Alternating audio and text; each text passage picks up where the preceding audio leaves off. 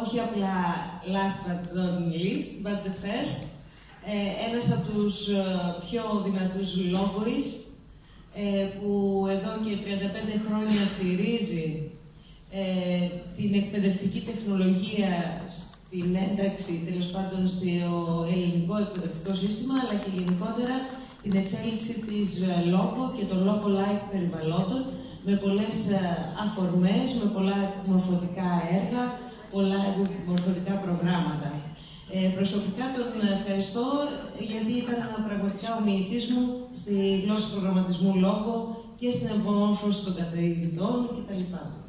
Κύριε καθηγητά. Λοιπόν, συνειδητοποιώ ότι είμαι η 26η παρουσίαση σε μια ημερίδα από τις 9 το πρωί μέχρι τις 2.30. Και γι' αυτό το λόγο σκοπεύω να σας μιλήσω για 3/4 περίπου σε ένα μάθημα πυρηνικής φυσικής και στοχαστικής όχι. Ήθελα να ξεκινήσω μιλώντας γαλλικά. Πού είναι ο Γιάννης? Εδώ. Μιας και εμπνευστήκαμε με αυτό το θέμα, νομίζω η σημερινή ημερίδα μας έδειξε πάρα πολλά πράγματα για την ιστορία της λόγω στη χώρα μας και γενικότερα της λόγω και του προγραμματισμού στον διεθνή τύπο, και είδαμε πώς μετά από μια αρχή στην οποία πάρα πολλοί άνθρωποι εμπνεύστηκαν και υπήρχε ο ενθουσιασμός ότι θα αλλάξει ο κόσμος, έγινε μια κοιλιά για να επανέλθει τώρα και σε διεθνές επίπεδο αλλά και στη χώρα μας. Και από αυτά που ακούω σήμερα και είμαι ενθουσιασμένος, μια σαν δευτερογενής, μια αίσθηση ότι ξαναξεκινάμε με μεγαλύτερη οριμότητα σε έναν κόσμο που είναι και λίγο πιο δεκτικός να μας ακούσει. Και γι' αυτό θα χρησιμοποιούσα τη φράση «reculer pour mieux sauter», και με την έννοια αυτή τώρα που μιλάμε για την δεκαετία των 10 και πάμε στη δεκαετία των 20 γρήγορα, να σας ξεκινήσω. Ο τίτλος της ομιλίας μου είναι «Κυριολεξίες και μεταφορές». Να ξεκινήσουμε με κυριολεξίες και να μοιραστώ μαζί σας δύο εργαλεία που έχουμε φτιάξει πάρα πολύ πρόσφατα. Μερικοί από εσάς μπορεί να μην τα έχετε δει ακόμα, αλλά που είναι διαθέσιμα για όλους και μπορείτε όλοι να τα χρησιμοποιήσετε από σήμερα για να μπουν στην βιβλιοθήκη των πραγμάτων με τα οποία ενθουσιαζόμαστε. Ξεκινάμε λοιπόν με το πρώτο και ας ξεκινήσουμε με τα fractal. Μπαίνω στο browser και δεν χρειάζεται καν να πάω εδώ που το είχα ήδη ανοίξει. Μπορώ να ανοίξω ένα καινούριο για να δείτε πόσο εύκολο είναι ο καθένας σας από το δικό του το κινητό ή το touchpad, βάζει Malt 2, βγαίνει κατευθείαν, το φροντίσαμε αυτό. Δηλαδή φροντίσαμε δύο πράγματα, το Malt να είναι αρχικό του whisky και το δεύτερο είναι να μπαίνει με τη μία, να μπορείτε να μπείτε στο λογισμικό. Είναι Machine Lab Turtle World, δηλαδή ο κελληνόκοσμος στο μηχανουργείο. Είναι η επόμενη φάση, το κάνουμε, έχουν αναπτυχθεί αυτά με τη Μαριάνθη, την Κρυζιώτη και άλλα παιδιά στο εργαστήριο εκπαιδευτικής τεχνολογίας. Η Μαριάνθη είναι σε συνέδριο τώρα στην Νορβηγία για digital gaming και γι' αυτό δεν ήταν εδώ σήμερα, αλλά θα είναι σε 2 εβδομάδες στο συνέδριο της ΕΤΠΕ. Μπορούμε λοιπόν κατευθείαν με αυτό, έχουμε κάνει μια μικρή ζαβολιά και έχουμε βάλει μερικά project εδώ για να μπορείτε να τα βλέπετε έτοιμα. Και έβαλα την παρουσίαση του project, την έβαλα πάνω εδώ κατευθείαν για να μην χρειάζεται να βάζω κώδικα ή να ανοίγω πράγματα. Στα 80's είχαμε αυτήν εδώ τη διαδικασία, δηλαδή όπου φαίνεται με τον κειμενικό κώδικα, μέσα από τον προγραμματισμό και τα μαθηματικά, με πόσο σύντομο, πόσο μαθηματικό και πόσο διεξοδικό τρόπο μπορώ να περιγράψω κάτι πολύ περίπλοκο. Τα fractal με κώδικα της Logo είναι αναδρομές με διπλή αναδρομική κλίση, το οποίο είναι πολύ δύσκολο να το εξηγήσει κανείς και με αυτό το εργαλείο μπορεί και να το περιγράψει και να το δει και να δει τη μορφή του. Μόνο που στα 80's ο μόνος τρόπος που είχαμε να δούμε τι κάνει αυτό το πράγμα ήταν να ζητήσουμε εκτέλεση της εντολής ή αν θέλαμε να το δούμε με διαφορετικές τιμές, να ζητήσουμε εκτέλεση της εντολής με μια διαφορετική τιμή, δηλαδή να μπω εδώ, να πω backspace, να πω 40 και να πάω να το ξανακάνω για να δω τι γίνεται. Στη συνέχεια μέσα από την συνεργασία που είχαμε το ΙΤΙ και την ερευνητική μονάδα 3, τον Μανώλη τον Κουτλή και τον Γιώργο και την Κατερίνα Δικλάζου, η οποία μας είχε γίνει στενός κορσές με το debugging και χάρη στην οποία δεν θα είχαμε καταφέρει σε χρόνο τετέ να φτιάξουμε και να βάλουμε τη λόγο στο αβάκι και να φτιάξουμε και το χερινόκοσμο. Φτιάξαμε ένα εργαλείο σαν και αυτό, στο οποίο μπορώ τώρα πια, αφού φτιάξω ένα αναδρομικό δέντρο, εδώ έχει ένα bias και άρα είναι σαν ο άνεμος να το σπρώχνει. Αυτό το έκανα σε ένα διάλειμμα, σε μια επιμόρφωση εκπαιδευτικών πληροφορικής, περιμένοντας να κάνουν τις εργασίες τους. Μπορώ να κάνω κλικ, το εργαλείο ξέρει από ποια διαδικασία συνέβη αυτό το πράγμα και μπορώ εδώ να βάλω, αν βάλω βήμα 0,1, να δω τι συμβαίνει καθώς αλλάζει το bias. 10,1, δηλαδή 0,1.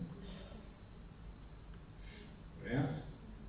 Εδώ τώρα είναι το κανονικό δέντρο. Άμα αρχίζω και του βάζω bias, το βλέπω να πηγαίνει προς τη μία πλευρά. Μπορώ να αλλάξω δυναμικά το τι συμβαίνει και να το δω πώς μεγαλώνει. Βλέπετε, δεν μεγαλώνει απλά, αυξάνεται και ο αριθμός των κλάδων. Άρα καταλαβαίνω τι σημαίνει ανάπτυξη σε επίπεδο fractals. Έτσι, άρα αυτό που καταφέρνω με αυτή την ιστορία, και ήταν μια ιδέα πρωτότυπη που μου ήρθε πριν από πάρα πολλά χρόνια, όταν είχα πρωτοπάει σε συνέδριο του Κάπρι και του Geometry Sketchpad, ο δυναμικός χειρισμός μαζί με τον προγραμματισμό, πώς μπορούμε πραγματικά να τα συγκεράνουμε, να τα συνυφάνουμε αυτά τα δύο, ώστε να βγει κάτι ενδιαφέρον για τη διδακτική των μαθηματικών. Στη συνέχεια, μπορούμε να πάμε στα zeros, όπου το ίδιο πράγμα, το δέντρο αυτό, θα μπορώ να κάνω κλικ. Είδατε τι κάνει μέχρι τώρα, αλλά επίσης μπορώ να το δω στο χώρο τώρα πια. Είναι το ίδιο δέντρο με πριν, μπορώ να το μεγαλώσω, αλλά μπορώ να πάρω την κάμερα και να το δω από διαφορετικές οπτικές. Τώρα βλέπω σαν να κάποιος να το έχει πατήσει στο πάτωμα κάτω και να είναι σε δυσδιάστατο επίπεδο, αλλά μπορώ να δω τι συμβαίνει και καθώς γυρίζω τα φύλλα μέσα στο χώρο. Τώρα αυτό είναι πάλι fractal εκτέλεση, απλά είναι fractal μέσα σε 3D και βλέπουμε τη χελώνα να στρίβει γύρω από τον άξονά της ή γύρω απάνω κάτω. Αυτό τώρα το παράδειγμα είναι ένα πολύ μέσα από τα fractals, είναι ένα παράδειγμα του πώς ο προγραμματισμός, ο κειμενικός προγραμματισμός, η μαθηματική σκέψη, η χρήση του φορμαλισμού, για να μπορώ να φτιάχνω κατασκευές και μοντέλα γραφικά που να τα βλέπω και να μπορώ μέσα από το debugging να μαθαίνω προγραμματισμό και μαθηματικά συνυφασμένα, πώς αυτό μπορεί να γίνει καθώς οι τεχνολογίες αναπτύσσονται. Δεν είναι κάτι ξεπερασμένο, ούτε κάτι obsolete. Κάθε φορά που βγαίνει μια καινούργια τεχνολογία, μπορούμε εμείς να σκεφτόμαστε πώς μπορούμε να την αξιοποιήσουμε, ώστε να προσθέσουμε στις βασικές αρχικές κυρίαρχες ιδέες, που σε αυτή την περίπτωση είναι το να μπορώ να εκφράζω μαθηματικές σκέψεις μέσα από τον φορμαλισμό και μέσα από τον προγραμματισμό. Μάλιστα, αυτό το εργαλείο είναι διαθέσιμο, είναι web-based, αυτή ήταν η βασική μας ιδέα, να αντιγράψουμε το MIT και το Scratch. Μπορεί ο καθένας σας να φτιάξει πράγματα και να τα σώσει σαν αρχεία στο δικό του PC και μετά να το ξανανοίξει στο web και να τα φορτώσει και να συνεχίσει. Άρα είναι ένας συνδυασμός και των δύο κόσμων στο καλύτερο επίπεδο. Και η βασική μας προσπάθεια στο εργαστήριο ήταν, εκτός από το να βάλουμε αυτές τις καινούργιες τεχνολογίες, να έχουμε δύο πράγματα. Πρώτα απ' όλα τη διαθεσιμότητα και δεύτερον τη διάχυση. Αυτά που έλειπαν από όλες αυτές τις τρομακτικές προσπάθειες που κάναμε με το Αβάκιο και με το δευτερογενή προγραμματισμό σε πράγματα που είχατε φτιάξει με το Multilogo, με την Imagine Logo, με το Microsoft Pro, με το Net Logo, με όλα αυτά.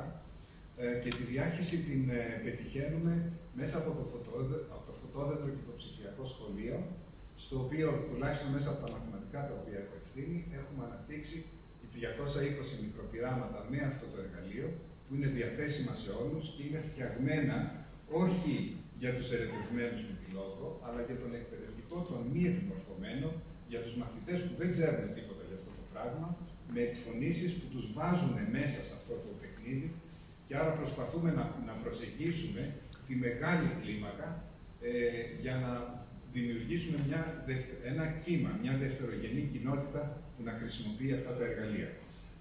Αυτό λοιπόν είναι η πρόσφατη αυστηρή μας εικόνα. Θέλαμε να κάνουμε προγραμματισμό με μαθηματικά, κειμενικό προγραμματισμό και με μοντέλα και να κρατήσουμε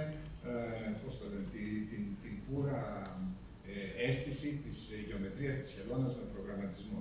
Μας έπιασε όμως και το άλλο μας, το προφίλ. Θέλαμε να φτιάξουμε και να σκεφτούμε τον προγραμματισμό και τα μαθηματικά μέσα όχι σε προσομοιώσεις αυστηρές, αλλά σε αυτά που ονομάζουμε κοινωνικο-επιστημονικά ζητήματα, μεγάλα ζητήματα. Και γι' αυτό φτιάξαμε ένα δεύτερο εργαλείο. Είπαμε το πρώτο εργαλείο ήταν το μάλτ και το whisky, το δεύτερο είναι με το whisky χρειάζεται σοκολάτα, μαύρη σοκολάτα. Γι' αυτό το ονομάσαμε τσόικο. Το δεύτερο, άμα πατήσετε τσόικο, μπαίνετε κατευθείαν πάλι. Το τσόικο σημαίνει choices with consequences. Είναι ένα ψηφιακό παιχνίδι, στο οποίο όταν είμαι παίκτης, εδώ έχουμε μερικά παιχνίδια ήδη φτιαγμένα από μαθητές γυμνασίου, μαθητές δημοτικού, εκπαιδευτικούς, φοιτητές μεταπτυχιακών μας. Ένα από αυτά τα παιχνίδια μπαίνω έτσι για παράδειγμα. Τι κάνει ο παίκτης? Έχει επιλογές σε ένα χώρο και κάθε επιλογή, όταν κάνει κλικ, του λέει το μηχάνημα ποιες θα είναι οι επιπτώσεις αν την επιλέξει. Οι επιπτώσεις πάνω σε ορισμένες αξίες. Εδώ λοιπόν, εάν είμαι γεωργός και πάω να κάνω γεωργικές εργασίες, θα ανέβει η υγεία μου, θα ανέβει το περιβαλλοντικό μου ήθος, δεν θα μου φτιάξει και το κέφι πάρα πολύ, λένε δεν θα κάνω πολλά πράγματα, δεν ξέρω γιατί, και θα κερδίσω χρήματα. Άρα έχω μερικά πράγματα τα οποία εδώ είναι μείον, η υγεία μου θα πέσει, η διάθεσή μου θα πέσει, αλλά θα κερδίσω χρήματα. Έχω θετικές και αρνητικές επιλογές. Δεν υπάρχει λοιπόν καμία επιλογή που να έχει μόνο θετικές επιπτώσεις. Και άρα πρέπει ο σκοπός του παιχνιδιού είναι να παραμείνω στο παιχνίδι όσο το δυνατόν περισσότερο. Δηλαδή να προχωράω σε έναν κόσμο ο οποίος είναι γκρίζος, έχει πάρα πολλά αντιφατικά πράγματα και να προσπαθώ κάθε στιγμή να κάνω διορθώσεις για να μην πετάξει έξω το παιχνίδι. Όλα αυτά που βλέπετε τώρα είναι προγραμματιζόμενα. Δηλαδή μπορώ να μπω κατευθείαν μέσα στον designer, να βάλω άλλες επιλογές. Μπορώ να πρόσθεσα τώρα μία εγγραφή. Πρόσθεσα. Πρόσθεσα μία εγγραφή. Μπορώ να προσθέσω πεδία, μπορώ να αλλάξω τα πεδία, μπορώ να αλλάξω τις επιπτώσεις, τις τιμές. Και άρα χρησιμοποιώ ένα σύστημα GS και μια βάση δεδομένων. Νομίζω έχετε καταλάβει από πού πήραμε την ιδέα. Ταυτόχρονα όμως μπορώ να προγραμματίσω με την Blockly, που είναι μια logo-like γλώσσα, να προγραμματίσω τους κανόνες του παιχνιδιού, πώς ξεκινάω, με τι τιμές ξεκινάω, τι κανόνες έχω. Δηλαδή εδώ λέω, εάν τα χρήματά μου είναι μεγαλύτερα από 1000, να βάλω το pop-up money isn't everything, ενώ εάν είναι μικρότερο από 500, να πω πρόσεχε λίγο γιατί σε παραδιάζεσαι. Αυτό για να με προειδοποιήσει για τις κόκκινες γραμμές, και αυτά είναι τα end rules. Εάν η υγεία μου είναι κάτω από το μείον 3.000, game over, δεν έχεις καλή υγεία. Εάν είναι μικρότερο από το 0, τα χρήματα, game over, εξέταση τα χρήματα. Φαντάζεστε λοιπόν πόσο διαθεματικό είναι αυτό το εργαλείο. Είναι στη δικιά μας τη δημιουργικότητα να σκεφτούμε ποιο είναι το αντικείμενο, κρατώντας την παιχνιδοειδέα, ποιες είναι οι αξίες, ποιες είναι οι μεταβλητές, και να βάλουμε τα παιδιά να συζητούν για παιχνίδια και να αλλάζουν τους κανόνες των παιχνιδιών με βάση τα δικά τους τα κριτήρια, σε οποιοδήποτε σημείο. Αυτά λοιπόν είναι δύο εργαλεία νέα. Υπάρχουν και του Τσόικο παιχνίδια για τα μαθηματικά στο φωτόδεντρο και στο ψηφιακό σχολείο, και είναι δύο από τις καλύτερες ιδέες που γεννήθηκαν από την εποχή του Αβάκλειου. Ήθελα λοιπόν να πω ότι στη χώρα μας είμαι πολύ περήφανος που έχουμε και πρωτογενή ανάπτυξη εργαλείων, έχουμε πρωτότυπες ιδέες. Ο Γιώργος έχει παίξει πολύ σημαντικό ρόλο, και ο Μανώλης ο Κουκλής και η ομάδα του, και τώρα η Μαριάκη.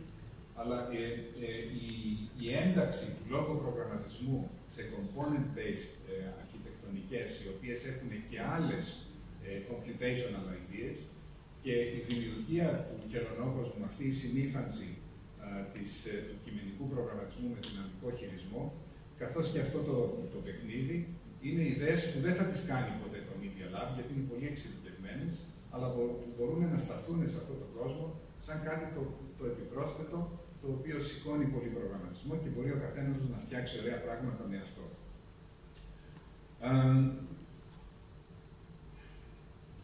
Τελειώνοντας, πού έχω βρεθεί? Στο τέλος είναι.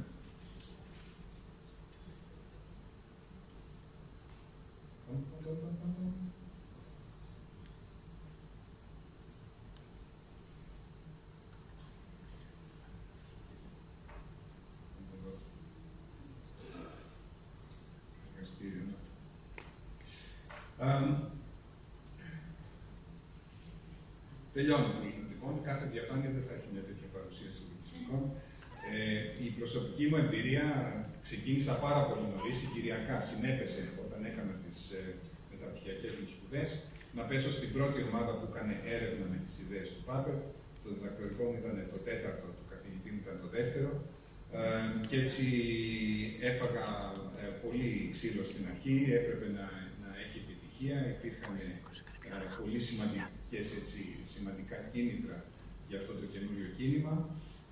Μετά, όταν ήρθα στην Ελλάδα μαζί με το διδακτορικό, στήσαμε το μάθημα της διερεύνησης, ένα είδος project σε επιλεγμένα σχολεία και μελετήσαμε το τι συμβαίνει σε πραγματικές σχολικές συνθήκες όπου τα παιδιά κάνουν συνεργατική δουλειά με αυτού του είδους τα εργαλεία. Στη συνέχεια, με τη δημιουργία του εργαστηρίου στο Πανεπιστήμιο, στο ΕΚΠΑ, στο PPC, εμπλακήκαμε με πολλά ευρωπαϊκά έργα. Γεννήσαμε το πρώτο μεγάλο έργο σε συνεργασία με το ΙΤΙ, το Υπολογιστές για Διερεύνηση, Επικοινωνία και Συνεργασία στο Σχολείο. Και γεννήθηκαν από το εργαστήριο 15 διδακτορικές διατριβές, από τις οποίες 3-4 μόνο δεν έχουν προγραμματισμό με τη Λόγο.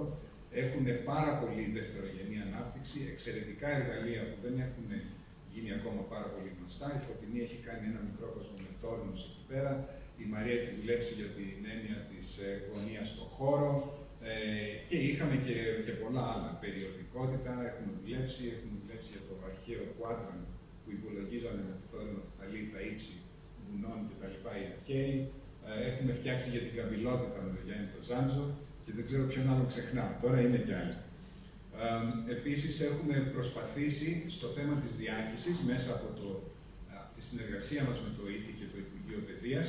Στην ευρεία επιμόρφωση έχουμε φτάσει το 30% των εκπαιδευτικών της χώρας έχουν επιμορφωθεί σε θέματα που είναι πολύ επηρεασμένα από τον Λόγο και τον προγραμματισμό. Στο ψηφιακό σχολείο έχουν αναπτυχθεί πάρα πολλά τμήματα, στα μαθηματικά 1800 και υπάρχει ένα σημαντικό στοιχείο προγραμματισμού μέσα σε όλη αυτή τη διαδικασία. Δεν είναι τα 1800, αλλά είναι πολλά από αυτά έχουν το στοιχείο του να βάλουμε τα παιδιά να ανοίξουν τα εργαλεία που τους δίνουν και να δίνουν τι είναι από πίσω και να αρχίσουν να το χαλάνε και να το διασκευάζουν. Έχουμε προσπαθήσει μέσα από το συνέδριο Constructionism να συμμετέχουμε και να συγκεραίνουμε την κοινότητα του Constructionism με πολύ μεγάλη προσπάθεια. Δεν ήταν εύκολο τόσα χρόνια να συνεχίσει να υπάρχει. Και εγώ προσωπικά έχω ρίξει πολύ φανατισμό να κρατήσω τη θεωρία του Constructionism ανάμεσα στις διάφορες θεωρίες που αναπτύσσονται στον επιστημονικό στίβο. Γιατί πάνε να την ξεχάσουν, πάνε να την πούνε ότι δεν είναι θεωρία, ότι ήταν απλά ένα design σχήμα. Και ξέρετε πώς είναι ο ακαδημαϊκός κόσμος, ο κάθε συνάδελφος θέλει να δει στο δικό του δόμημα, αλλά νομίζω ότι πρέπει να επιμένουμε να υπάρχει το constructionism σαν ένα από τα θεωρητικά δομήματα που έχει αξία να υπάρχει μαζί με άλλα και να συνδέεται με άλλα συνεχώς. Έχω επηρεαστεί και έχω κουβεντιάσει με αυτούς που βλέπετε εδώ σε διαφορετικές φάσεις και για διαφορετικούς λόγους. Ήμουνα 5 λεπτά πριν το ατύχημα του Πάπερ, είχα περάσει τον ίδιο δρόμο και ξέρω εκείνο το πρωί στο Βιετνάμ ότι ήταν μαζί με τον Βιλένσκι και αντί να προσέχουν πώς ένας γέρον των 78 χρονών θα περάσει σε αυτή την τρέλα με τις 4 λουρίδες και τα μηχανάκια, συζητούσαν για το πώς θα κάνουν modeling στη net logo της κίνησης του μηχανάκια. Και έτσι του πάτησε ο Κακομοίρης και πέρασε τα τελευταία 10 χρόνια στη ζωή του χωρίς να είναι αυτός που ήταν μέχρι τότε. και πολλές άλλες στιγμές που τώρα δεν έχω το χρόνο να σας εξιστορήσω και πιο χαρούμενες και λιγότερο χαρούμενες με τους συναδέλφους αυτούς. Υπάρχει λοιπόν το ερώτημα μεταξύ μας και μπορούμε να το συζητήσουμε στο επόμενο συνέδριο και συμπόσιο, τι είναι διαχρονικό από αυτά που κάνουμε, τι φαίνεται να έχει μείνει και ποιες μπορεί να είναι οι έννοιες τις οποίες να επιμένουμε παρά το γεγονός ότι μέσα από το constructionism ή μέσα από τη λόγο προσπαθούμε να τις εκφράσουμε. Το ένα είναι ότι η έκφραση μέσω του προγραμματισμού για μένα είναι ένα καινούριο πολιτισμικό αγαθό και πρέπει να το προωθούμε και να βοηθάμε όλα τα παιδιά να καταλαβαίνουν πώς να εκφράζουν τις ιδέες, τις σκέψεις τους και τη δημιουργικότητά τους μέσα από το να εξηγούν πράγματα σε ένα χαζό μηχάνημα. Το δεύτερο είναι η συνύφανση του ορθολογισμού με τη δημιουργικότητα, το παιχνίδι και την τέχνη. Αυτά τα πράγματα στην εποχή μας, στην κατακαιρματισμένη, θεωρούνται σε διαφορετικές γωνιές. Ενώ δεν είναι. Αν ακούσετε το Robinson στο YouTube, που είναι η νούμερο 1 φίρμα για τη δημιουργικότητα, περιγράφει τα μαθηματικά και τη φυσική σαν αυτά τα οποία δεν κομίζουν δημιουργικότητα. Οι τέχνες μόνο την κομίζουν. Και διαφωνώ κάθετα με αυτό το συγκεκριμένο το point. Το άλλο είναι ότι μέσα από τον προγραμματισμό και από τα δομήματα που δίνουμε στους μαθητές να τα ανοίξουν, να τα χαλάσουν, να τα μοιραστούν κτλ. Υπάρχει η έννοια της διαψευσιμότητας. Ενώ από πλευράς επιστημολογίας πρέπει να μάθουμε στα παιδιά ότι η εκπαίδευση και ο κόσμος μας δεν είναι γεμάτος από έγκυρες αλήθειες. Δεν παίζουμε ένα ποδόσφαιρο έγκυρων αληθιών. Ο κόσμος μας είναι γεμάτος από πράγματα που είναι για να τα αμφισβητούμε, να μάθουμε να έχουμε κριτική σκέψη, να μάθουμε να διακρίνουμε που υπάρχουν προβλήματα, να περιγράφουμε προβλήματα και μετά να μπαίνουμε να τα λύνουμε. Και επίσης και η έννοια και η εξέλιξη αυτής της πάρα πολύ σημαντικής ιδέας για μένα, είμαστε περίπτωση πιανού πράγματος. What are we a case of, σαν άνθρωποι που είναι ερωτευμένοι με τη λόγο. Τι υπάρχει γύρω από μας, ποια είναι η γενίκευση γύρω από μας. Τι άλλα πράγματα περιμένουμε να γεννηθούν στη συνέχεια από αυτές τις νοοτροπίες και από αυτό το οποίο κομίζουμε. Γυρνώντας λοιπόν στις κυριολεξίες και κλείνοντας, έχουμε παραγόμενα και έχουμε ανθρώπινη εμπλοκή στη χώρα μας. Έχουμε πρωτογενή ανάπτυξη, έχουμε πάρα πολύ δευτερογενή ανάπτυξη από συναδέλφους, από πανεπιστημιακούς, από διδάκτορες, από μαθητές. Τριτογενή ανάπτυξη εκπαιδευτικού υλικού, είδαμε τόσα βιβλία, τόσες ασκήσεις, αξιολόγηση, εξετάσεις να έχουν αναπτυχθεί. Και έχουμε και μια ιστορία από πλευράς πρωτογενούς ανάπτυξης, τουλάχιστον μέσα από το εργαστήριο στο Πανεπιστήμιο, η οποία ξεκίνησε με αυτές τις φοβερές ιδέες, τις έχει δύο πάπρακα αυτές τις ιδέες και του κεφάλι για το πόσος προγραμματισμός υπάρχει από πίσω. Είχαμε μια πολύ ωραία συζήτηση με τον Άλαν Χέι προσωπικά, με email, για το πού υπάρχει η βαθιά δομική πρόσβαση στο Αβάκιο για τους χρήστες και κατά πόσο το Αβάκιο μοιάζει με το Boxer ή με την Logo ή με το Scratch. Άρα δεν είναι κάτι το οποίο είναι απλά στην Ελλαδίτσα μας κάποιος το έφτιαξε, είναι κάτι που συμμετείχε σε μια διεθνή προβληματική για το πώς μπορούμε να φτιάξουμε εργαλεία που να ενδυναμώνουν τον μέσο πολίτη και τον μέσο άνθρωπο. Μιλήσαμε για το προγραμματισμό, επομένως, μέσα σε component-based αρχιτεκτονικές. Προγραμματισμός ο οποίος παίζει άλλο ρόλο, δένει λογισμικά μεταξύ τους και τα βάζει να λειτουργούν για να φτιάχνουν μικρόκοσμος. Μιλήσαμε για το χελωνόκοσμο που δένει δύο πράγματα που δεν πρόκειται ποτέ κανείς να τα δέσει, τον προγραμματισμό με τον δυναμικό χειρισμό. Και πρόσφατα που μας ξέμεινε το Αβάκιο, όπως ξέμειναν πάρα πολύ καλές ιδέες και λογισμικά, που είναι της HCSI, το Microsoft Pro, το Imagine, δεν υπάρχουν πια, γιατί μπήκε ένα καινούριο μοντέλο βιωσιμότητας τέτοιων εργαλείων, και όχι για κάποιον άλλο λόγο. Προσπαθούμε να συνεχίζουμε να υπάρχουμε και να προσφέρουμε πράγματα μέσα από το να πάρουμε τις μικρές καλές ιδέες, τις καλύτερες ιδέες, ελπίζω να έχουμε και τρίτη και τέταρτη τέτοια ιδέα, να τις φτιάξουμε με ελαφριές τεχνολογίες, αλλά βασικά να διακινούνται από την έννοια της διαθεσιμότητας και από την δυνατότητα να μπορούμε να διαχέονται αυτές οι ιδέες, ώστε πολλοί κόσμος να μπαίνει και όχι μόνο οι φοιτητές μας και μόνο η παρέα μας εδώ. Αυτά